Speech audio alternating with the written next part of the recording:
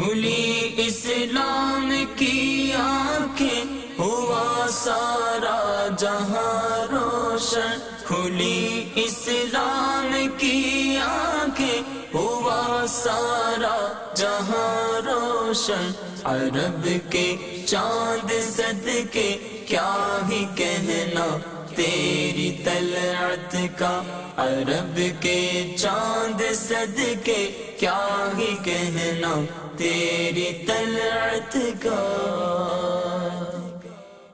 الحمدللہ رب العالمین والصلاة والسلام علی سید الانبیاء والمرسلین، اما بعد فاعوذ باللہ من الشیطان الرجیم، بسم اللہ الرحمن الرحیم۔ الصلاة والسلام علیک یا رسول اللہ وعلی آلک واصحابک یا حبیب اللہ، الصلاة والسلام علیک یا نبی اللہ وعلی آلک واصحابک یا نور اللہ۔ تمام مدنی چینل کے ناظرین کو سلسلہ فیضان اسلام میں مرحبا کہتا ہوں۔ انشاءاللہ عز و جل آج بھی ایک بڑے ہی پیارے موضوع کو ہم اپنے سلسلے میں شامل کرنے جا رہے ہیں۔ اول تاخیر اچھی نیتوں کے ساتھ سلسلے میں شامل رہیے، انشاءاللہ عز و جل بہت کچھ سیکھنے کا موقع ملے گا۔ جیسا کہ نام سے ہی ظاہر ہے، فیضان اسلام، اسلام کا فیضان، اسلام جو کہ ایک مکمل دین ہے، زندگی کے ہر شعبے میں ہماری رہنمائی فرماتا ہے، نہ صرف عبادات بلکہ معاملات اور جو بھی ہمارے آپس کے دیگر معاملات ہوتے ہیں اس کے حوالے سے بھی ہماری رہنمائی کی جاتی ہے۔ انشاءاللہ عز و جل آج بھی ایک بڑا ہی اہم معاملہ کہ جس کی ہر انسان کو روزانہ ایک بار نہیں بلکہ کئی مرتبہ ضرورت درپیش ہوتی ہے، اس سے متعلق مفتی صاحب سے سوالات کریں گے اور قرآن و حدیث کی روشنی میں ہم یہ رہنمائی حاصل کریں گے کہ اسلام اس بارے میں ہماری کیا رہنمائی کرتا ہے۔ پیارے آقا مدینہ والے مصطفیٰ صلی اللہ تعالی علیہ وآلہ وسلم پر درود و سلام بھیجنے کی بہت ساری برکتیں ہیں، بے شمار رحمتیں ہیں۔ اللہ تبارک و تعالی اس شخص پر بڑا کرم فرماتا ہے جو پیارے آقا صلی اللہ تعالی علیہ وسلم پر درود و سلام پڑھا کرتا ہے۔ ایک روایت کا مفہوم ہے کہ جو شخص صرف ایک مرتبہ درود پاک پڑھتا ہے، اللہ تبارک و تعالی اس پر 10 رحمتیں نازل فرماتا ہے، اس کے 10 گناہ معاف فرماتا ہے اور اس کے 10 درجات کو بلند فرماتا ہے۔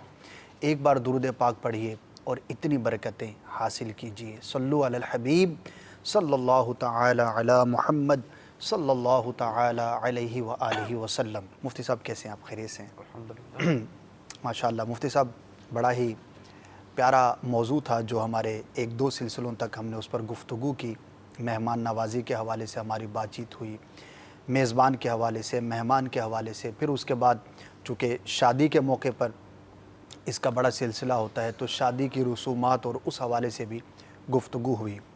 اسی ضمن میں چاہوں گا مفتی صاحب کہ گھر میں آنے جانے کے آداب کے حوالے سے اسلام ہماری کیا رہنمائی فرماتا ہے، کیونکہ ہر انسان نے اپنے گھر میں آنا جانا ہے، کسی کے گھر میں آنا جانا ہے، تو ایک بہت ہی بڑا معاملہ ہے، روزانہ ہی اس میں ہمیں درپیش ہوتا ہے۔ تو اس حوالے سے میں چاہوں گا کہ کچھ مدنی پھول ارشاد فرمائیں۔ بسم اللہ الرحمن الرحیم۔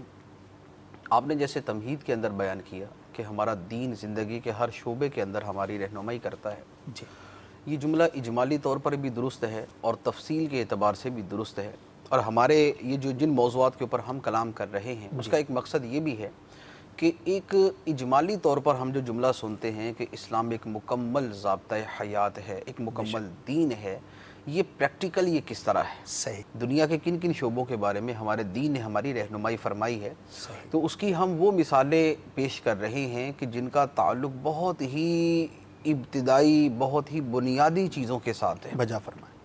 اور اس کی ویسے تو کچھ تفصیل ہم بالکل شروع کے سلسلوں میں بیان کر چکے ہیں کہ ہمارے دین کے کتنے شعبے ہیں، اور انہی میں سے ایک شعبہ معاشرت تھا۔ معاشرت سے ہماری مراد یہ تھی کہ ہر وہ جگہ کہ جہاں پر ایک آدمی کا دوسرے کے ساتھ تعلق قائم ہوتا ہے جی، اور وہ آدمی تنہا نہیں کرتا، وہاں پر ہمارے دین کے کیا احکام ہیں۔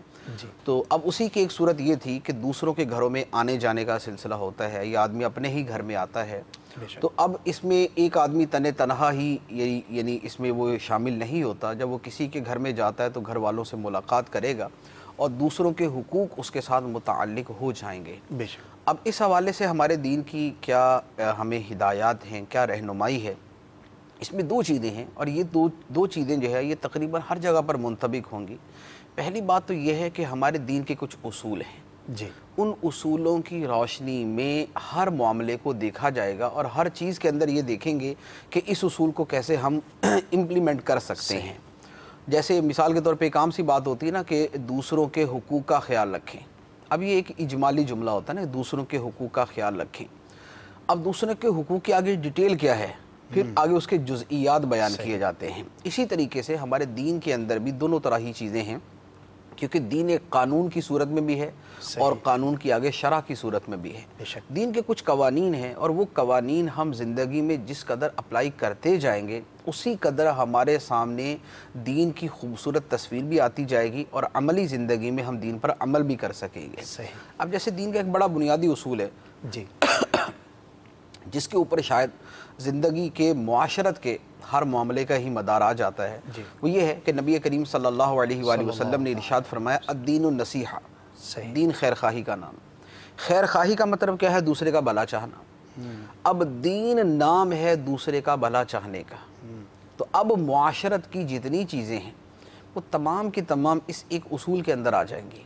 خواہ اب والدین کے ساتھ تعلق ہے، یا میاں بیوی کا تعلق ہے، یا والدین اور اولاد کا تعلق ہے، یا پڑوسیوں کے ساتھ ہے، ہر جگہ پر جب خیر خواہی، دوسرے کا بھلا چاہنا اور دوسرے کی بہتری کی کوشش کرنا، جب اس چیز کو پیش نظر رکھا جائے گا تو معاشرت خود بخود اچھی ہو جائے گی۔ اچھا، اسی طرح ہمارے دین کا ایک بڑا دوسرا خوبصورت اصول ہے، فرمایا کہ مسلمان وہ ہے کہ جس کے ہاتھ اور زبان سے دوسرے مسلمان سلامت رہیں۔ سبحان اللہ۔ تو اب جب آدمی اپنی زبان سے، اپنے ہاتھ سے یا اپنے دیگر اعضاء سے دوسرے کو تکلیف نہیں دے گا، یعنی اپنے قول و فعل سے جی، دوسرے کو تکلیف نہیں دے گا، تو لازمی بات ہے کہ وہاں پر ایک خوبصورت معاشرہ ہی وجود میں آئے گا۔ اسی طرح ایک اور اصول ہے، وہ اور تھوڑا سا مزید اسپیسیفک کر دیتا ہے۔ نبی کریم علیہ الصلوۃ نے ارشاد فرمایا کہ تیرا اپنا شر دوسرے سے روک کے رکھنا، یعنی تیرا یہ کام کرنا کہ تجھ سے کسی کو تکلیف نہ پہنچے، یہ بھی تیرے حق میں صدقہ ہے۔ اچھا، سبحان اللہ۔ تو اب یہ والی چیز جو ہے کہ مجھ سے کسی کو تکلیف نہ پہنچے، میں کسی کے گھر جاؤں دوسرے کو تکلیف نہ پہنچے، میں کسی کا مہمان بن کے جاؤں تو میزبان کو تکلیف نہ پہنچے، میں میزبان ہوں تو میرے مہمان کو تکلیف نہ پہنچے، میں اگر سیٹھ ہوں تو میرے ملازم کو تکلیف نہ پہنچے، میں اگر ملازم ہوں تو میرے سیٹھ کو مجھ سے تکلیف نہ پہنچے، میں اگر سرکاری نوکری کرتا ہوں تو میرے پاس جو عوام، جو لوگ آتے ہیں ان کو تکلیف نہ پہنچے، میں اگر سیاستدان ہوں اور میں ملک کا حکمران بن جاتا ہوں تو میری رعایا کو مجھ سے تکلیف نہ پہنچے۔ یعنی اب آپ اس کو ان ڈیٹیل کرتے جائیں ہر شخص کے اور آپ دیکھ لیں کہ یہ کس قدر وسعت اپنے اندر رکھتا ہے کہ تیرا اپنے شر کو لوگوں سے روک کر رکھنا کہ تجھ سے کسی کو تکلیف نہ پہنچے، یہ تیرے حق میں صدقہ ہے، اور اس پر باقاعدہ صدقے کا ثواب ہے۔ اچھا، پھر ایک تو یہ ہے کہ ہماری طرف سے کسی کو تکلیف نہ پہنچے، دوسرا یہ ہے کہ اگر دوسروں کو تکلیف پہنچنے کی کوئی صورت ہے تو ہم اس کو روکنے کی کوشش کریں۔ یعنی ایک اپنے ذات سے دوسروں کو بچائیں کہ تکلیف نہ پہنچے، دوسرا یہ ہے کہ ہم سے نہیں، کسی اور ذریعے سے اگر لوگوں کو تکلیف پہنچتی ہے تو ہم اس تکلیف کا ازالہ کرنے کی کوشش کریں، اور یہ تکلیف کا دور کرنا بھی حدیث مبارک میں صدقہ اور ایمان کی شاخ قرار دیا گیا۔ سبحان اللہ۔ یعنی حدیث مبارک ہے، فرمایا کہ ایمان کی بہت ساری شاخیں ہیں، 70 سے زیادہ ایمان کی شاخیں ہیں، اور اس میں ایک شاخ یہ ہے اماطۃ الاذی عن الطریق، راستے میں سے تکلیف دہ شے کو ہٹا دینا۔ صحیح۔ راستے میں کانٹا ہے، راستے میں کوئی اور چیز ہے، ہمارے زمانے کے اعتبار سے کانٹا بھی تکلیف دے سکتا ہے، کیل بھی تکلیف دے سکتا ہے، کسی کی گاڑی کا ٹائر پنکچر ہو سکتا ہے، یا کوئی پتھر روڑا پڑا ہوا، یا راستے کے اندر کوئی اس طرح کا سامان پڑا ہوا کہ گزرنے والوں کو تکلیف ہوتی ہے، تو اس سامان کو، اس تکلیف دہ شے کو ہٹا دینا صدقہ ہے۔ حالانکہ یہاں پہ نہ رقم خرچ ہو رہی ہے، نہ ہی کچھ مال کا جو ہے وہ خرچ کیا جا رہا ہے۔ جنرل کانسیپٹ لوگوں کے ذہن میں یہی ہوتا ہے کہ صدقہ صرف اسی چیز کا نام ہے، حالانکہ یہ بھی صدقے کی کتنی خوبصورت بہت سارے چیز معانی ہیں، ان میں سے ایک معنی یعنی یہاں منطبق ہوتا ہے جو حدیث مبارک میں فرمایا گیا۔ تو اب راستے سے تکلیف دہ شے ہٹا دینا، اب اس کی وسعت میں جائیں تو ہمارے ہاں تو شاید یہی سب سے زیادہ مسئلہ درپیش ہوگا۔ راستے میں گاڑی کھڑی کرنے کے اعتبار سے، راستے کے اندر جو ہے وہ کیا نام ہے کچرا پھینکنے کے اعتبار سے، راستوں کو بند کرنے کے اعتبار سے، ہر چیز کے اعتبار سے یہ ہو سکتا ہے کہ ہم اس چیز کا خیال کریں۔ مکان تعمیر کرتے ہیں تو راستوں کا ہم اس کے اعتبار سے دیکھیں۔ آپ نے اس سلسلے میں فرمایا تھا کہ یہ راستے سے متعلق انشاءاللہ پورا ایک سلسلہ کریں گے۔ جی بالکل، اتنا بڑا وسیع ٹاپک بارے میں ہے، ایک پورا جو ہے وہ میرے ذہن میں ہے، اس پر باقاعدہ احادیث بھی ہیں۔ تو یہ ایک اور اصول ہے کہ ہم دوسروں سے تکلیف کو ختم کریں۔ اچھا، اب تیسرا اس سے آگے کی بھی سٹیپ ہے، یعنی گویا یوں تھا کہ ہم سے کسی کو تکلیف نہ پہنچے، ٹھیک ہے، لیکن فائدہ بھی نہ پہنچے، صحیح، ٹھیک ہے، ہم سے تکلیف نہ پہنچے، یہ دیٹس اینڈ، صحیح، اب اس سے آگے نہیں۔ دوسرا یہ ہے کہ اگر کسی دوسرے سے تکلیف پہنچ رہی ہے تو ہم اس کو دور کر دیں، ٹھیک ہے، تیسرا یہ ہے کہ ہم سے لوگوں کو نفع پہنچے، سبحان اللہ، ہم سے لوگوں کو فائدہ پہنچے۔ اور حدیث مبارک ہے، نبی کریم صلی اللہ علیہ وآلہ وسلم نے ارشاد فرمایا، خیر الناس من ینفع الناس، لوگوں میں بہترین شخص وہ ہے جو دوسروں کو نفع دینے والا ہے، دوسروں کو فائدہ دینے والا۔ سبحان اللہ، جائز طریقے سے جو دوسروں کو فائدہ دیتا ہے تو وہ اللہ کی بارگاہ میں بہترین لوگوں کے اندر شمار ہوگا۔ اب خواہ وہ اس کے اوپر اس کی نوکری ہو، یعنی ایک آدمی مثال کے طور پہ پولیس والا ہے، صحیح، پولیس والے کا کام یہ ہے کہ وہ امن و امان کی صورتحال کو برقرار رکھے، صحیح، لوگوں کو دہشت گردی سے، لوگوں کو جو ہے وہ دوسروں کی بدماشی سے بچا کے رکھے۔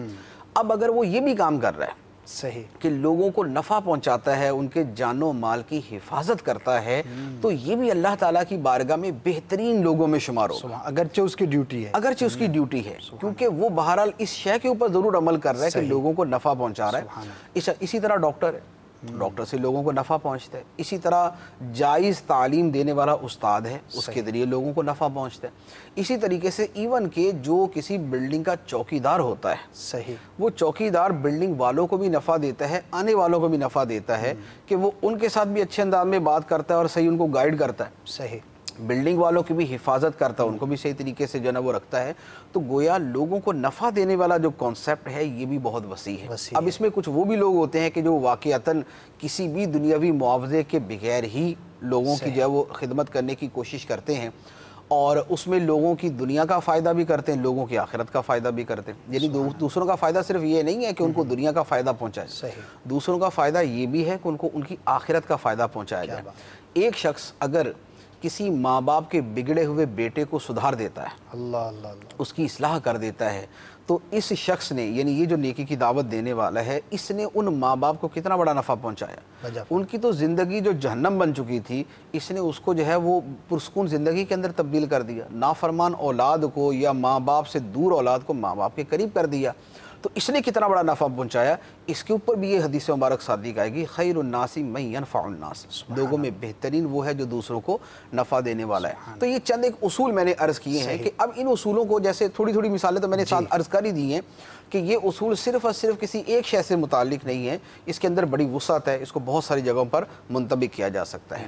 اچھا، اب اس کے بعد یہ ہے کہ بطور خواہ دوسروں کے گھر جانے کے حوالے سے، دوسروں کے گھر جانے کے حوالے سے بھی ان چیزوں کا خیال رکھا جائے کہ دوسرے کو ہم سے تکلیف نہ پہنچے۔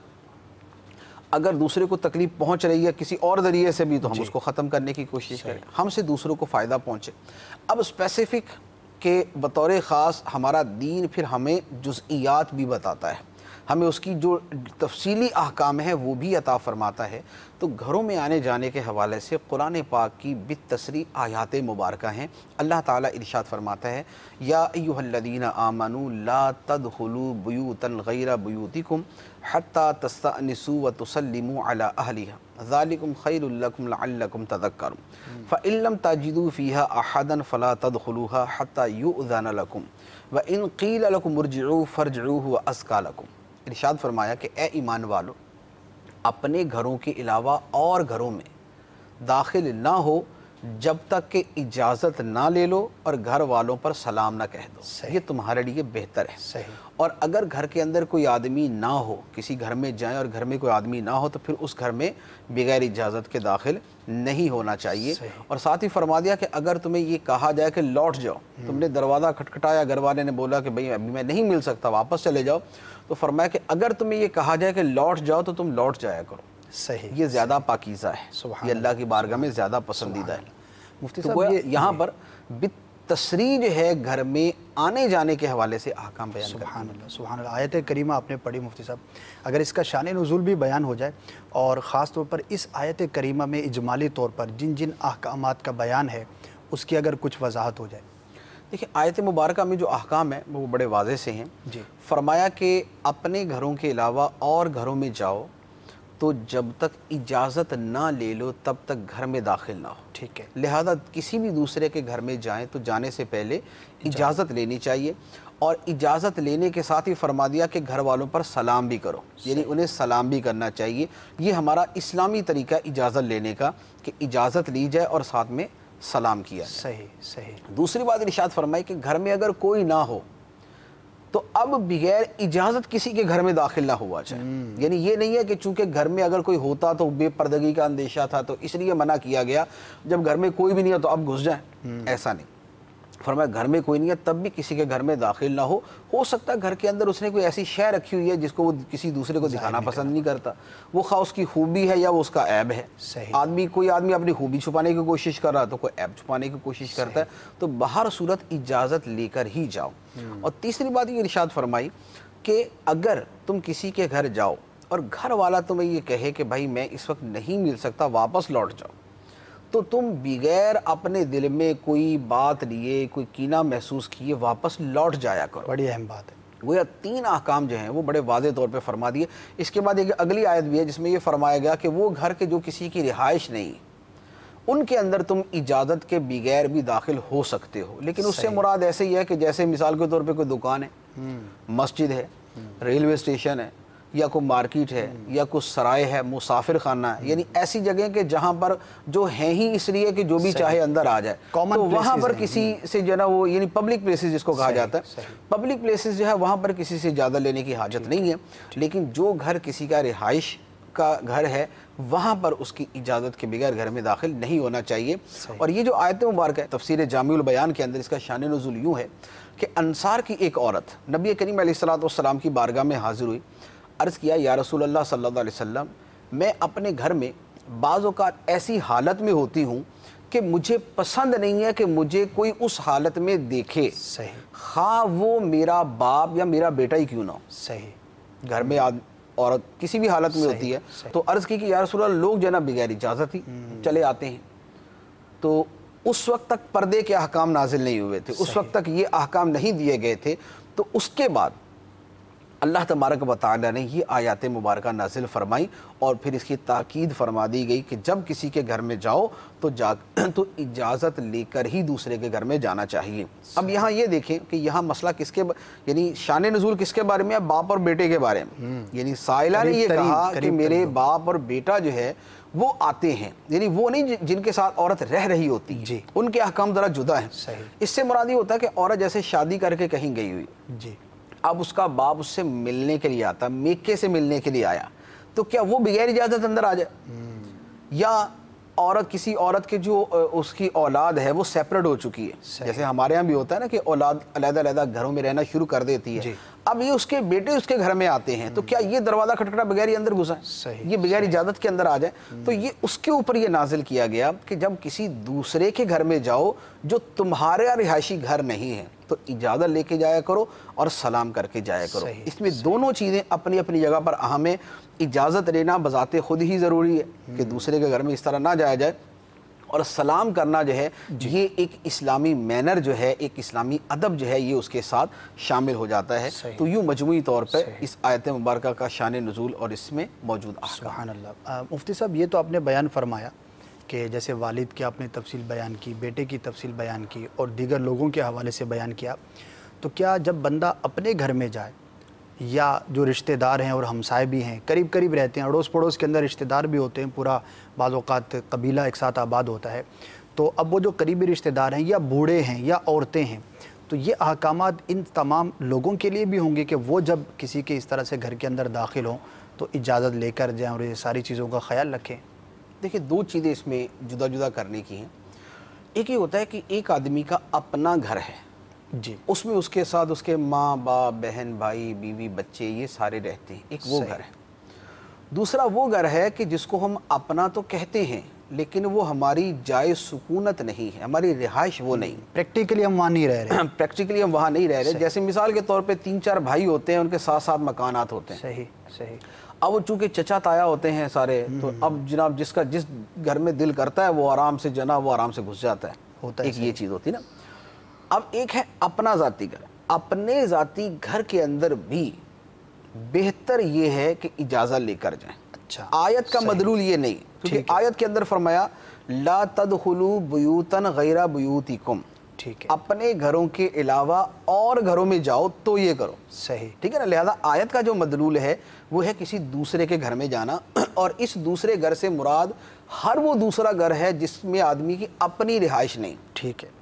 لہذا اب مثال کے طور پہ 4 بھائی اکٹھے 4 مکانوں میں رہتے ہیں، تو ان کو اجازت نہیں ہوگی کہ وہ بغیر دروازہ کھٹکھٹائے اور اجازت لیے اندر چلے جائیں، صحیح۔ ایون کہ اگر اس میں مثال کے طور پہ باپ کا گھر جدا ہے اور اولاد کا گھر جدا ہے، تو باپ کو بھی یہ حکم ہوگا کہ وہ جب اپنے بیٹے کے گھر جائے تو دروازہ کھٹکھٹا کے اجازت لے کے جائے، بیٹا اپنے باپ کے گھر جائے تو دروازہ کھٹکھٹا کے اجازت لے کے جائے، یہ تب کہ جب گھر جدا جدا ہے، ٹھیک ہے۔ اچھا، اب اس میں یہ ہے کہ اس میں کیا قریبی رشتہ دار بھی شامل ہیں، اس میں کیا عورتیں بھی شامل ہیں، اس میں یقیناً عورتیں بھی شامل ہیں۔ اچھا، یعنی عورتوں کو بھی یہ حکم ہے کہ جب وہ بھی کسی دوسرے گھر میں جائیں تو وہ اجازت لے کر اور سلام کر کے جائیں، ٹھیک ہے۔ وجہ یہ ہے کہ اگر مردوں کو یہ حکم ہے کہ وہ دوسرے کے گھر کی پرائیویسی کا خیال رکھیں، ٹھیک ہے، تو عورتوں کو بھی تو یہ حکم ہوگا نا کہ دوسرے کے گھر کی پرائیویسی کا خیال رکھیں۔ صحیح۔ اگر عورتیں یہ پسند کرتی ہیں کہ عورتوں کو یہ بات پسند ہے کہ بھئی دوسرا آئے تو ہمارے کسی شے پر مطلع نہ ہو، تو مردوں کو بھی یہی پسند ہے کہ ان کی پرائیویسی کے اوپر خود دوسری عورت مطلع نہ ہو۔ اچھا، اسی طرح اگر گھر میں کوئی عورتیں ہیں، اگر وہ کسی شے کو چھپانا چاہ رہی ہیں، گھر میں کوئی شے ایسی رکھی ہوئی ہے، بعض اوقات غربت کی وجہ سے، بعض اوقات امیری کی وجہ سے، یعنی ایک مثال کے طور پہ گھر میں ابھی سیلری آئی ہے، تنخواہ آئی ہے، تنخواہ 50,000 روپے، اب وہ گھر میں بیٹھے مزے سے گن رہے ہیں اور یکدم کو دوسرا آ جائے، ایک آدمی کو نہیں دکھانا ہوتا کہ میری تنخواہ کتنی ہے، دوسرے کو پتا چلے، تو یہ جیسے مردوں سے چھپانا ہے ویسے عورتوں سے بھی چھپانا ہوتا ہے، بلکہ عورتوں سے زیادہ چھپانے کی کوشش کی جاتی ہے کہ کسی کو پتہ نہ چلے ہماری تنخواہ کتنی۔ تو کہنے کا مقصد یہ ہے کہ چھپانے کا جو اس میں حکمت ہے اس کے اعتبار سے یہ حکم مردوں کو بھی ہے، عورتوں کو بھی ہے، اور نبی کریم علیہ الصلوۃ والسلام کے زمانہ مبارکہ میں صحابیات اسی پر عمل کرتی تھی، یعنی صحابیات بھی جب کسی کے گھر میں جاتی تھی تو وہ وہاں جا کر دروازہ کھٹکھٹا کے اجازت لے کر سلام کر کے اندر جایا کرتی۔ گھر کی جو عورت آگے سے ریسیو کرتی ہے اس کو سلام بھی کہہ دے گی، مرد کو نہیں سلام کرے گی، عورت مرد کو نہیں سلام کرے گی، تو گھر کی جو عورت ہے اس سے وہ سلام کرے گی اور اس سے اجازت لے کر وہ گھر کے اندر داخل ہوگی، لہذا عورتیں اس حکم میں داخل ہیں۔ اچھا، دوسری بات یہ کہ کیا قریبی رشتہ دار بھی داخل ہیں؟ جیسے یہی میں نے مثال جو عرض کی تھی کہ 4 بھائی اکٹھے رہتے ہیں، ان کے جو جوان بالغ بچے ہیں، کزنز ہیں، وہ آپس میں ایک دوسرے کے گھر میں بغیر دروازہ کھٹکھٹائے گھس جاتے ہیں، بہت بے تکلفی، بہت زیادہ بے تکلفی ہوتی ہے، یا خود ایون کہ خود وہ چچا تایا وغیرہ ہیں وہی اس طرح چلے جاتے ہیں۔ ان دونوں کے لیے، یعنی کزنز ہیں، چچا تایا ہیں، ان کے لیے ہرگز اس کی اجازت نہیں ہے کہ وہ بغیر اجازت کے دوسرے کے گھر میں چلے جائیں۔ وجہ یہ ہے کہ چچا تایا کے لیے جو ان کی بھابیاں ہیں وہ عمومی طور پہ نامحرم ہیں، صحیح، ٹھیک ہے، وہ نامحرم ہیں، اور کزنز جو ہیں چچا زاد، تایا زاد، ماموں زاد، خالہ زاد، یہ سب ان کے جو مرد اور ان کے لڑکے لڑکیاں یہ بھی آپس کے اندر جو ہے وہ نامحرم ہیں، ان کا آپس کے اندر پردہ فرض ہے۔ تو لہذا پردے کی وہ بنیادی حکمت کہ جس کے پیش نظر یہ حکم دیا گیا ہے وہ یہاں پر بھی پائی جا رہی ہے، لہذا وہ اجازت لے کے جائیں۔ میکسیمم یہ ہو سکتا ہے کہ دوسرے آدمی کا اجازت لینا ذرا تھوڑا سا تردد کے ساتھ اور زیادہ اس کے ساتھ ہوتا ہے، ان کا اجازت لینا تھوڑا اس سے کم ہوگا، لیکن نفس اجازت وہ بہرحال یہاں پر ضروری ہے۔ اچھا، اب اس کے ساتھ وہ مسئلہ جو آپ نے کہا کہ اپنے گھر میں جائیں جی تو بھی کیا اجازت لے کے جائیں، اس میں تھوڑی سی تفصیل ہے۔ جی، اس میں یوں ہے کہ اپنے گھر میں اجازت لے کر جانا بذات خود تو اتنا مؤکد حکم نہیں ہے، صحیح، لیکن اس میں ایک صورت ہوتی ہے جہاں اس کا تاکیدی حکم ہے، وہ کیا؟ وہ یہ ہے کہ آدمی سفر سے آئے، سفر سے آئے تو آنے سے پہلے باقاعدہ اطلاع دے دے، یعنی وہاں تو گھر کے دروازے پر آ کر دستک دینے سے پہلے، آنے سے پہلے اطلاع دے دے۔ احادیث مبارکہ میں ہے نبی کریم صلی اللہ علیہ وآلہ وسلم جب سفر سے واپس تشریف لاتے، کسی جہاد کے سفر سے یا کسی اور سفر سے جو پورے صحابہ کرام ساتھ ہوتے، تو آپ علیہ الصلوۃ والسلام مدینہ منورہ کے باہر پہلے ٹھہر جاتے۔ اچھا، اور وہاں صحابہ کرام کو یہ تاکید ہوتی تھی کہ اپنے گھروں کو پیغام بھجوا دیں، اچھا، واہ، کہ ہم آ چکے ہیں۔ صحیح صحیح۔ اور پھر اس کے بعد مسجد نبوی شریف کے اندر تشریف لے جاتے ہیں، وہاں 2 رکعت نفل ادا فرماتے اور اس کے بعد گھر تشریف لے کے جاتے ہیں۔ سبحان اللہ، سبحان اس کا مقصد کیا تھا؟ اس کا مقصد یہ ہے کہ ایک آدمی سفر سے آیا، اب وہ کئی دنوں کے بعد آیا تو گھر کی حالت کیا ہے کوئی پتہ نہیں، ہو سکتا ہے گھر میں برتن بکھرے ہوئے، کپڑے بکھرے ہوئے، برا حال ہے، بستر اٹھائے ہوئے، چارپائی ادھر رکھی ہوئی ہے، عورت کی اپنی حالت کیسی ہے کوئی پتہ نہیں۔ اب ایک آدمی گھر میں جاتا ہے، اس کو پہلا جو اس کو جھٹکا لگتا ہے گھر کی حالت دیکھ کے، وہ کہتا ہے یار کیا کر دیا، یہ میں کہاں پہنچ گیا ہوں۔ نہیں آتا تو اچھا تھا۔ تو آنے سے پہلے وہ اتنی دیر پہلے اطلاع دے دے کہ گھر والے تسلی سے صفائی وغیرہ کر لے، گھر کو جو ہے وہ صاف ستھرا کر لیں تاکہ آنے والے کو ایک اچھا تاثر ملے۔ یہ باقاعدہ بالتصریح حدیث مبارک میں، بلکہ اس سے بھی زیادہ وضاحت ہے جو میں عرض نہیں کر رہا، لیکن اس سے بھی زیادہ تفسیر کے ساتھ عرض کیا گیا ہے کہ اطلاع دی جائے تاکہ گھر کے اندر سارے معاملات درست ہو جائیں۔ سبحان اللہ۔ تو یہ اس لیے اگر سفر سے آئیں تو اطلاع دینی چاہیے۔ ہمارے زمانے میں جیسے موبائل ہے، اب اگر گھر میں موبائل ہے، فون موجود ہے تو اس کے اوپر اطلاع دے دی جائے کہ میں اتنے بجے تقریباً میں گھر پہنچنے والا ہوں۔ آگے گھر والے بھی سلجھے ہوئے ہیں تو واقع سنوار کے اور سیدھا کر کے رکھ لیں، ورنہ پتہ چلے کہ فون کرنا نہ کرنا برابر ہی تھا، گھر کی ویسی حالت ہے جیسے ویسے ہونی دونوں کی تربیت۔ تو اچھا اس کے دوسری صورت یہ ہے کہ اپنے گھر میں ایسے جانا، جیسے مثال کے طور پہ ہم جاب سے فارغ ہوتے ہیں، ہم اپنی نوکری سے فارغ ہوتے ہیں، اس کے بعد گھر چلے جاتے ہیں۔ صحیح۔ اب کیا دروازہ کھٹکھٹا کے اطلاع دے کے اجازت لے کے جائیں؟ اس میں بھی یہی ہے۔ اچھا، اس میں بھی یہی ہے کہ اجازت لے کر، اجازت تو اس میں یعنی آدمی کیا لے گا، لیکن یہ ہے کہ اطلاع دے دے، اس میں اطلاع دے کر اس میں جائے، یعنی دروازہ کھٹکھٹا کے ہی اندر جائے۔ حدیث مبارک میں اس کی بھی تاکید فرمائی گئی۔ اچھا، ایک حدیث مبارک میں یہاں ارشاد فرمایا گیا کہ یعنی سرکار علیہ الصلوۃ والسلام نے حکم بیان فرمایا تو کسی نے کہا کہ یا رسول اللہ کہ اپنے گھر کے اندر بھی جائیں تو اسی طرح یعنی ہم دروازہ کھٹکھٹا کے اور اس طرح کر کے جائیں؟ تو فرمایا کہ کیا تم یہ پسند کرو گے کہ تم اپنی ماں یا اپنی بیٹی کو ایسی حالت میں دیکھو جس حالت میں تمہیں دیکھنا ہرگز پسند نہیں؟ صحیح صحیح صحیح۔ بعض اوقات دوپٹہ اترا ہوا ہوتا ہے یا کوئی دوسری حالت ہوتی ہے، تو لہٰذا اپنے گھر بھی جائیں تو اس طرح جائیں کہ گھر والے جو ہے وہ تھوڑا سا اپنے آپ کو جو ہے وہ سمیٹ لیں اور صحیح ہو جائیں۔ اور یہ اللہ یہ کہ آپ کا فکس ٹائم ہے، مثال پتہ ہے کہ آپ اتنے بج کے اتنے منٹ پہ آتے ہیں اور آپ آنے سے پہلے جو ہے وہ ہلکی سی نوک کر دیتے ہیں یا باہر سے جو ہے وہ بیل دے دیتے ہیں، یا آپ کی گاڑی ہے تو آپ گاڑی کا ہارن بجا دیتے ہیں، وہ بھی تمیز کے اندر۔ تو اب یوں کر کے کہ گھر والوں کو پتہ ہے کہ بھی آپ آ چکے ہیں، تو اب یہ گویا ایک قسم کی اطلاع ہی ہے، یعنی اصل مقصد گھر والوں کو مطلع کر دینا ہوتا ہے۔ وہ اگر پایا جا رہا ہے تو درست ہے، ورنہ یہ ہے کہ گھر بھی جائیں تو دروازہ کھٹکھٹا کے پھر اندر جانا گھر میں داخل ہوں۔ سبحان اللہ، کتنی ہی پیاری جو ہے وہ ہماری تربیت ہے، اور واقعی یہ تمام باتیں سننے کے بعد ناظرین بھی اس بات کو بخوبی سمجھنے میں کامیاب ہوں گے کہ دیکھیے ہمارا اسلام کتنا خوبصورت مذہب ہے، یعنی اتنی بظاہر ایک چھوٹی چھوٹی چیزیں کہ اپنے گھر میں جانا ہے، ہمسایوں کے گھر میں جانا ہے، رشتہ داروں کے گھر میں جانا ہے، اور جو عام طور پر لوگوں کا انداز ہوتا ہے، مینرز کا خیال نہیں رکھا جاتا، لیکن اسلام نے کتنی خوبصورتی کے ساتھ بیان فرمایا۔ اور پیارے آقا صلی اللہ تعالیٰ علیہ وآلہ وسلم کی جو عادت مبارکہ ہم نے سنی، اس میں ہمارے لیے کتنا کچھ سیکھنے کا اس کے اندر مواد ہے کہ دیکھیے پیارے آقا صلی اللہ تعالیٰ علیہ وسلم جب کہیں سے تشریف لاتے تو باقاعدہ اہتمام فرماتے، رک جاتے، اطلاع دی جاتی، نفل ادا فرماتے، پھر گھر میں تشریف لے کر جاتے۔ تو یہ جو ایک کانسیپٹ ہے کہ یار اسلام میں صرف مخصوص چیزوں کا بیان ہے، ان سب چیزوں کا بیان نہیں، یا تو لوگوں کی کم علمی ہوتی ہے یا اس طرف توجہ نہیں کرتے، ورنہ سچی بات یہ ہے کہ اگر ان تمام باتوں پر ہم عمل کریں تو ہماری اپنی زندگی بہت ہی خوبصورت گزرے اور دوسروں کو بھی ہماری ذات سے کوئی نقصان نہ پہنچے، ہمارا پورا کا پورا معاشرہ جو ہے وہ بہت ہی خوبصورت ہو جائے۔ بات ہے علم حاصل کرنے کا جذبہ ہونا چاہیے، سیکھنے کی کوشش کرنی چاہیے۔ اب جیسے کہ سلسلہ ہو رہا ہے، اول تا آخر ہم اس میں شریک رہیں، اور پھر جو بات بیان کی جائے میرے اندر یہ بھی جذبہ ہونا چاہیے کہ میں نے اس پر عمل کرنا ہے، نیت بھی کرتے جائیے ساتھ ساتھ کہ انشاءاللہ عز و جل اگر ان باتوں میں سے کوئی ایسی چیز تھی جو مجھ سے چھوٹ رہی تھی تو میں انشاءاللہ عز و جل اس پر آج کے بعد ضرور کاربند ہوں گا۔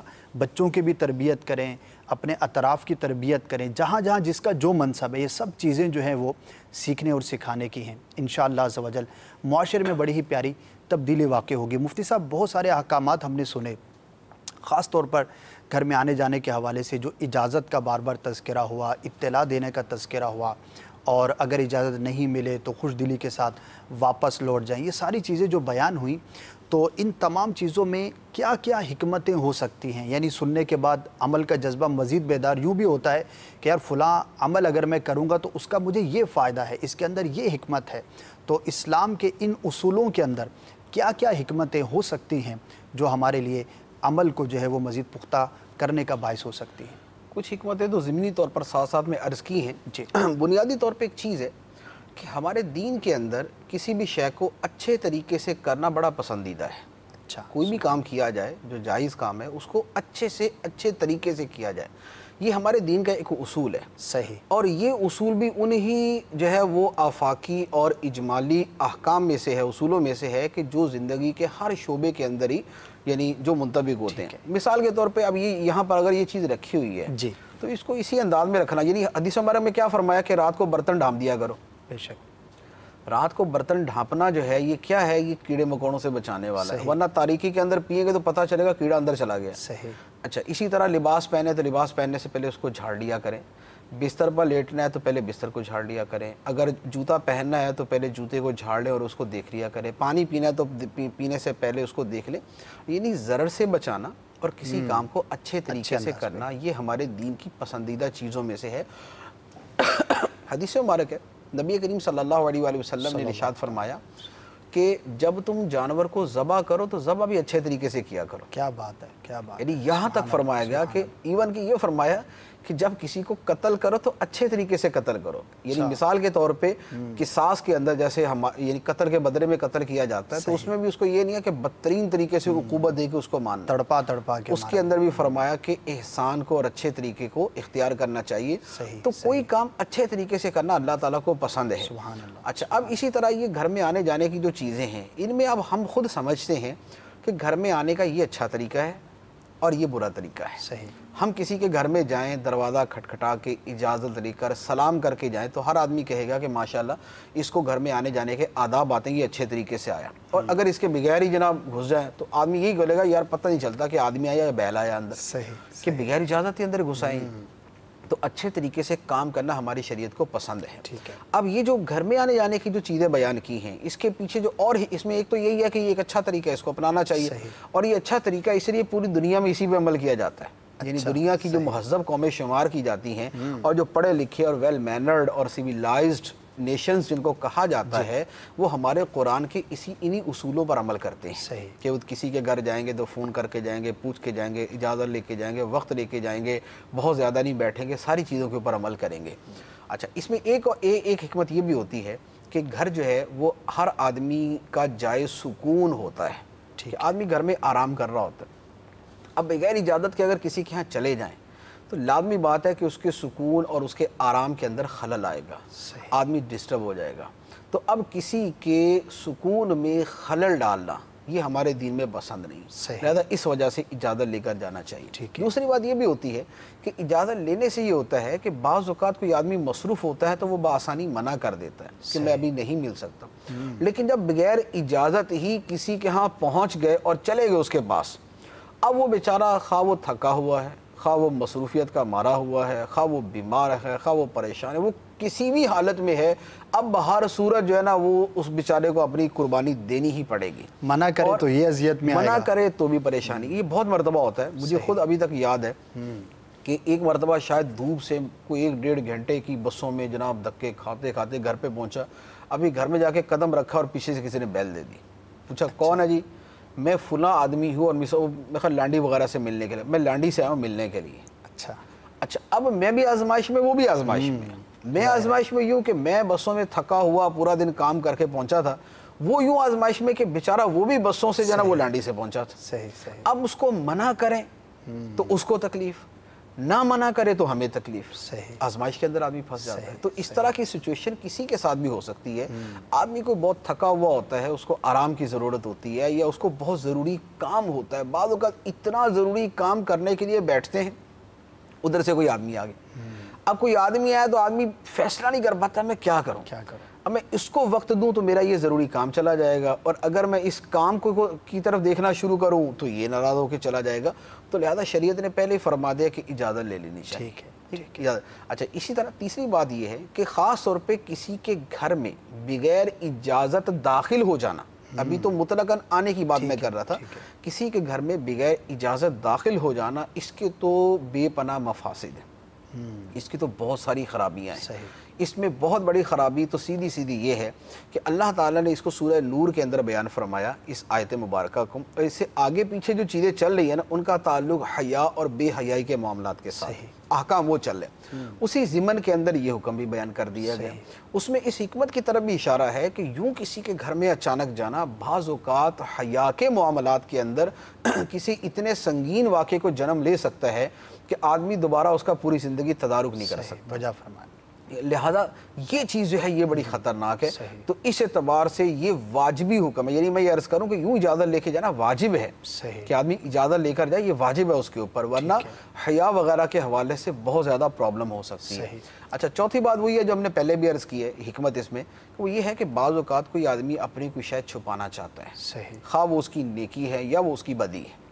ایک آدمی اپنی نیکی نہیں ظاہر کرنا چاہتا یا ایک آدمی اپنی بدی نہیں ظاہر کرنا چاہتا، دونوں صورتوں کے اندر جو آدمی بغیر اجازت کسی کے گھر میں چلا جائے گا، اب یہ بات میں کہہ رہا ہوں سوری سوری سوری سوری، اب سوری کرنے کا کیا فائدہ؟ آپ نے اس کی اچھائی بھی دیکھ لی، یا اگر اس کی برائی تھی تو آپ نے وہ بھی دیکھ لی، اس کا پردہ تھا، اللہ تعالیٰ ہمیں پردہ پوشی کا فرماتا ہے، اور ہمیں ہمارا دین ہی ہمیں اپنی نیکیاں بھی چھپانے کا فرماتا ہے، جو نیکی دوسروں پر ظاہر کرنا ضروری نہیں ہے وہ نیکی چھپائی جائے۔ تو ایک آدمی اپنا عمل چھپا رہا تھا یا وہ اپنی برائی چھپا رہا تھا، تو ہمیں یہ حکم تھا کہ تجسس نہ کرو، پردہ پوشی کرو، جو کوئی آدمی اپنی بات نہیں ظاہر کرنا چاہتا اس کے اوپر مطلع ہونے کی کوشش نہ کرو۔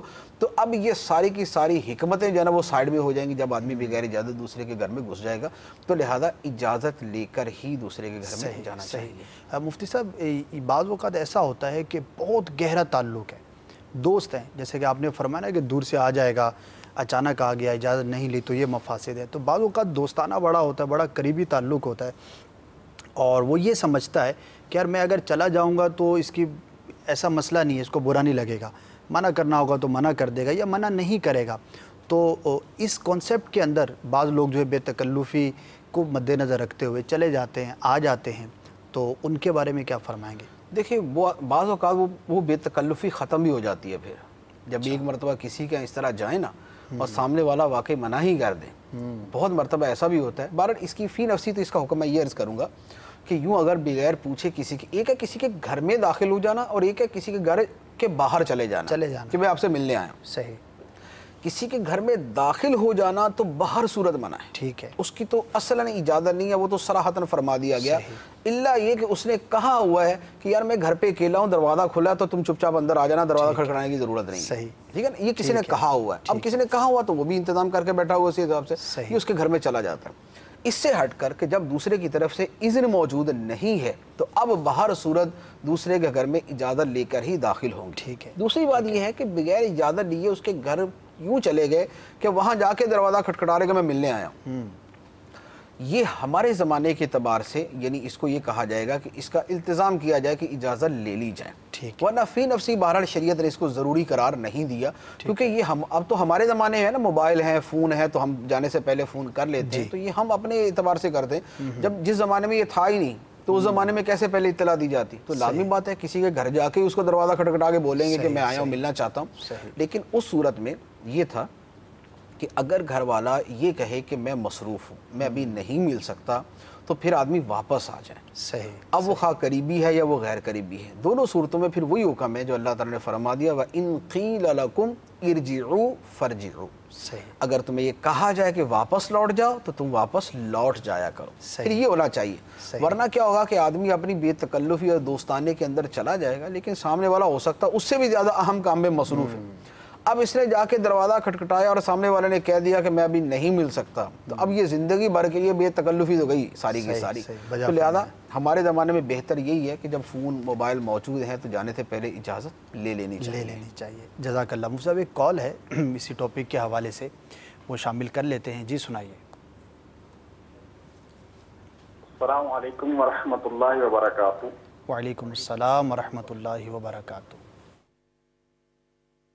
میں قادر پورہ ملتان سے محمد شمول رضا عطاری عرض کر رہا ہوں۔ فیضان اسلام सिलसिले में मेरा सवाल ये है कि आजकल एक फैशन है कि बगैर इतला दिए किसी के घर जाना और फिर कहना कि मैं सरप्राइज देना था मैंने ताकि आपको ज्यादा खुशी हो, ये बेहतर है या इतला देकर जाना चाहिए? अस्सलाम वालेकुम वरहमतुल्लाहि वबरकातुहू। वालेकुम अस्सलाम वरहमतुल्लाहि वबरकातुहू। मुफ्ती साहब, ये दूसरों के घर जाने के भी हवाले से है और अपने घर में जाने के हवाले से भी बाद लोग इस तरह का सिलसिला इख्तियार करते हैं कि यार सरप्राइज़ हो। वालदा के साथ भी बाद औक़ात होता है कि यार अम्मी जान को सरप्राइज़, अब्बू जान को सरप्राइज़, दूसरे शहर से बिलखुसूस जब आते हैं, या रिश्तेदारों के साथ भी होता है। वाकई बड़ा एक अहम सवाल है, क्या फरमाएँ? देखिए, इसमें भी एक वो फ़र्क जो है ना वो ज़रा सामने रखें। एक है किसी के घर में घुस जाना, सही, ये सरप्राइज़ देना, ठीक है, ये सरप्राइज़ है, ये शॉकिंग न्यूज़ है, ये बाहर सूरत जायज़ नहीं है, ठीक है। दूसरा ये है कि बगैर इत्तला के पहुंच गए। तो मैंने अर्ज़ किया ना कि जैसे पिछले ज़माने के अंदर अगर एक शहर से दूसरे शहर को किसी को मिलने जाता था तो पहले वो उसको ख़त दे के और उसकी तस्दीक के बाद नहीं जाता था, वैसे ही जाता था। सही। हमारे ज़माने में चूँकि ज़रा ये कि इत्तला देने का रवाज हो गया है तो लिहाजा अब बगैर इत्तला के जाना सरप्राइज़ होता है जी। तो इसमें हर आदमी अपनी सूरत हाल को देख ले। अगर वाकई उसका जाना सरप्राइज़ है तो फिर ठीक है, सरप्राइज़ दे सकता है। यानी सरप्राइज़ का क्या मतलब है कि सामने वाले को खुशी होगी, खुशी हो, यानी अचानक खुशी। अब बाद वक़्त क्या होता है कि हम जहाँ सरप्राइज़ समझ लेते हैं वहाँ शौक होता है। सही, उसको शौक लग रहा होता है कि यार ये बगैर इत्तला के कहाँ पहुँच गया मेरे पास, नाजिल हो गया। अब वो उसको सरप्राइज़ दे रहा है, वो बेचारा शौक की कैफियत के अंदर तारी है। तो लिहाजा ये नहीं होना चाहिए। तो अपनी हैसियत आदमी देख ले कि वाकई ऐसा है। बाद वक़्त यानी बहुत सारी जगहों पर ऐसा हो भी सकता है कि किसी के घर में जैसे माँ बाप से मिलने के लिए उनकी औलाद अनएक्सपेक्टेडली पहुँच गई, वो बड़ी खुशी होगी उनको, ठीक है। इसी तरह एक भाई दूसरे भाई के घर चला गया और ताल्लुकात भी अच्छे हैं तो वाकई बहुत अच्छी बात है। दोस्तों के यहाँ भी ये हो सकता है कि दोस्त दूसरे दोस्त के यहाँ चला जाए, वाकई बहुत अच्छा लगता है। या एक आदमी से आदमी की बड़ी अकीदत है, मोहब्बत है, वो उसका उस्ताद है या उसका पीर है, वो यूँ आ गया, आदमी को बड़ी खुशी होती है। तो बहुत सारी जगहों पे सरप्राइजिंग सूरत हो सकती है, ठीक है। लेकिन बाद वक़्त आदमी सरप्राइज समझ के पहुंच जाता है और सामने वाला जो शौक के अंदर मुब्तला होता है ना, वो यानी यहाँ पर कॉमन सेंस बड़ी अहम है, बंदा गौर करे। कॉमन सेंस और सारी चीज़ों को देखकर तो यूं करके बहरहाल जाने की इजाज़त है, उसकी मुमानत नहीं है। शॉकिंग भी हो तब भी जाने की इजाज़त है, उसको मना नहीं कह सकते। अब ये है कि आगे वो जब इसको मना कर देना कि मैं आपसे नहीं मिल सकता अभी, तो फिर ये खुशी खुशी वापस आ जाए, उसके लिए बहुत बड़ा दिल रखना पड़ेगा। ये ज़रूरी है। सही। मुफ्ती साहब, कुछ मैसेजेस हैं आपके पास? मैसेजेस हैं काफ़ी सारे जी।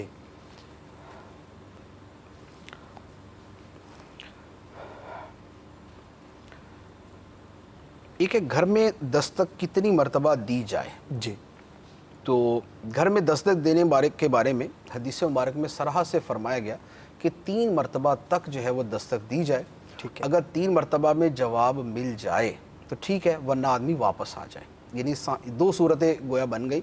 एक ये है कि एक आदमी दरवाज़ा खटखटा के या बेल बजा कर ये कहता है कि मैं फ़लाँ हूँ, और घर वाले कहते हैं कि यार अभी हम नहीं मिल सकते, आप फिर आ जाइएगा, तो ये वापस लौट आए। एक ये हुक्म। दूसरा ये है कि इसने 1 मरतबा, 2 मरतबा, 3 मरतबा बेल दी और घर में इसको कोई रिप्लाई नहीं मिली, तो अब ये वापस आ जाए। अब ये 4थी मरतबा बेल हरगिज़ ना बजाएं। लेकिन इसके मुतालिक और बहुत सारी चीज़ें हैं। मिसाल के तौर पे ये जो बेल देना है, अब 1 मरतबा ही बेल अगर 1 मिनट की दे दी, सही, तो घर के अंदर तो बिल्कुल कोहराम मच जाएगा ना कि ये क्या हुआ भाई, ये कौन साहब तशरीफ़ ले आया कि जो बेल से हाथ ही नहीं उठा रहे, चिपक तो नहीं गए साथ।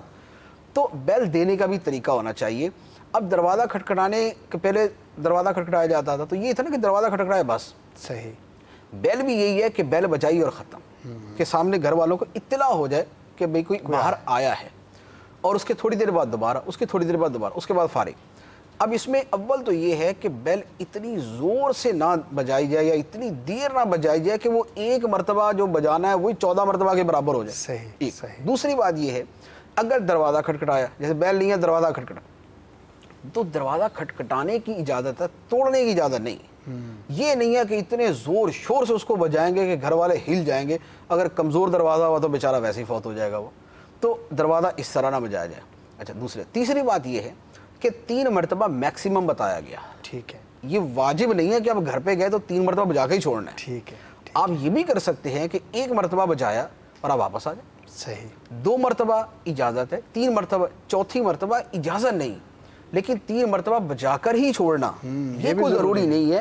اگر آپ کو سمجھ آتا ہے کہ یار گھر والوں نے لازمی بات ہے کہ اس کو سن لیا ہوگا, اور اس کے یعنی 2 تیسری مرتبہ تو اجازت اس لیے ہے نا کہ پہلی مرتبہ ہو سکتا سنا نہیں جی, دوسری مرتبہ بجا ہو سکتا سنا نہیں, تیسری ہو سکتا سنا نہیں یوں. لیکن اگر پہلی مرتبہ میں سمجھ آتا ہے کہ گھر والوں نے سن لیا لیکن ابھی ان کا نہیں کھولنے کا ارادہ, یا وہ سو گئے ہوں گے یا کسی کام میں مصروف ہوں گے, تو آدمی پہلی مرتبہ بجانے کے بعد بھی واپس آ سکتا ہے. تو لہذا دروازہ کھٹکھٹانے کے اندر اس کا لحاظ کیا جائے. تو 3 مرتبہ تک کی اجازت ہے, اس سے زیادہ نہیں. اور دروازہ بجانے کے بھی, بیل دینے کے بھی مینرز اور آداب کا خیال رکھتے ہوئے ہی اس کو بجانا چاہیے. جی جی.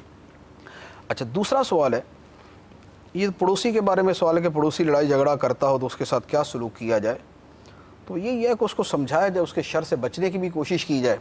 باقی یہ کہ برائی کا بدلہ تو اچھائی کے ساتھ دینے کا ہی حکم ہے, اس میں تو کوئی دوسری شریعت کی رائے نہیں ہے. صحیح. اچھا, تیسرا ہے کہ اسلامی بہن کسی کے گھر دستک دے اور جواب ملے کون, تو کیا اسلامی بہن جواب میں اپنا نام بتا سکتی ہے؟ اپنا بیسیکلی تعارف کروانا مقصود ہے. صحیح. کہ میں اب اس میں نام لے یا اس میں کسی کنیت کے ذریعے وہ بتا دے, یا وہ مثال کے طور پہ اپنے بچے کا نام لے کے بول دے کہ میں فلاں کی والدہ ہوں یا میں فلاں کے گھر سے آئی ہوں. جی.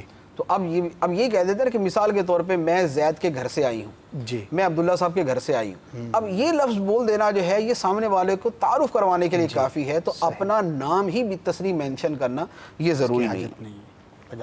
اسلامی بہن دروازہ کھلے تو کیا سلام کیا جائے؟ سلام نہیں کیا جائے گا. جوان کو اصلاً سلام نہیں کیا جائے گا, اور خاموشی کے ساتھ جو بھی ہے, یعنی گھر کے مرد کو ملنا ہے تو اس کو اگر ملاقات ہے تو ٹھیک ہے, ورنہ واپس آ جائیں. صحیح. جی آگے سو. مفتی صاحب, وقت کے حوالے سے کیا فرمائیں گے کہ کسی کے ہاں آنے جانے کے حوالے سے وقت کا خیال رکھنا یہ کتنا ضروری ہے؟ کیونکہ بعض اوقات جو ہے وہ یہ بھی مشاہدہ ہے, دیکھا گیا ہے کہ بے وقت کسی کے گھر میں چلے جانا, بقیہ معاملہ سب درست ہیں, تعلقات بھی ٹھیک ہیں, اس نے جو ہے وہ کوئی ایسا اس پہ برڈن بھی نہیں ڈالا ہے, کچھ ایسا معاملہ نہیں ہے, لیکن بے وقت چلے جانے سے بھی بعض اوقات تکلیف ہو جاتی ہے. تو کسی کے ہاں آنے جانے کے حوالے سے وقت کی کیا اہمیت ہے, اور اگر اس چیز کا خیال نہ رکھا جائے تو اس حوالے سے کن کن آزمائشوں کا جو ہے وہ سامنا ہو سکتا ہے؟ دیکھیں, قرآن پاک کی ایک آیت مبارکہ ہے جو بطور خاص اسی موضوع پر ہے. اچھا. کہ کسی کے گھر جائیں تو وقت کے اعتبار سے کس چیز کا خیال رکھیں. آیت مبارکہ اسی کے اوپر ہے. ارشاد فرمایا, یا ایھا الذین آمنوا لیستأذنکم الذین ملکت ایمانکم والذین لم یبلغوا الحلم منکم 3 مرات من قبل صلاۃ الفجر وحین تضعون ثیابکم من الظہیرۃ ومن بعد صلاۃ العشاء 3 عورات لکم. اس میں فرمایا کن سے گیا؟ پہلے زمانے میں غلام ہوتے تھے. صحیح. ٹھیک ہے, تو غلاموں کا گھروں میں آنا جانا بہت زیادہ تھا. صحیح. اچھا, اسی طرح چھوٹے بچے ہوتے ہیں, وہ بھی جناب دروازہ کھٹکھٹانے کی زحمت نہیں گوارا کرتے, آ جاتے ہیں. تو فرمایا کہ جو تمہارے غلام ہیں, غلام باندی ہیں کہ جن کا بکثرت گھر میں آنا جانا ہے, وہ اور بچے جو بالغ نہیں ہیں اور اس طرح کے معاملات کو سمجھتے نہیں, وہ گھر میں بغیر اجازت آ جا سکتے ہیں, لیکن 3 اوقات کا خیال کریں. یعنی فرمایا گیا کہ 3 اوقات کا خیال کریں. وہ 3 اوقات کیا ہیں؟ فرمایا کہ نماز فجر سے پہلے, نمبر 2 ظہر کے وقت دوپہر میں, اور نمبر 3 عشاء کے بعد. ان 3 اوقات کے بارے میں ارشاد فرمایا کہ ان 3 اوقات میں جو گھروں کے یوں غلام باندیاں ہیں وہ بھی اجازت لے کے آیا کریں, بچے بھی اجازت لے کے آئیں. اور اللہ تعالیٰ نے اس کی حکمت بھی ساتھ ہی بیان فرما دی. فرمایا 3 عورات لکم, یہ 3 اوقات تمہارے پردے کے اوقات. سبحان اللہ. فجر سے پہلے آدمی سوتا ہے تو سوتے ہوئے آدمی جو ہے وہ لباس جو ہے وہ اپنی روٹین کا نہیں پہن کے سوتا. صحیح. ٹھیک ہے نا, کوئی آدمی جو ہے صرف تہبند کے اندر سویا ہوا, کوئی آدمی صرف اپنی شلوار میں اور بنیان میں سویا ہوا. گرمی ہے تو ضروری نہیں کہ اوپر سے اس نے لحاف لیا ہوا, یعنی لے لینا بہتر ہے کہ کوئی آپ جیسے ہمارے یہاں پردے میں پردے کی ترکیب ہے, لیکن کو نہیں لیتا تو شریعت نے لازم نہیں قرار دیا. اچھا, اسی طرح دوپہر کے وقت آدمی کچھ لوگ آرام کرتے ہیں, قیلولہ جسے کہتے ہیں, سنت ہے. اور عشاء کے بعد بھی آرام کا وقت ہے کہ لوگ اپنا لباس وغیرہ جو اتار کے ایزی ہو کے لیٹے ہوتے ہیں.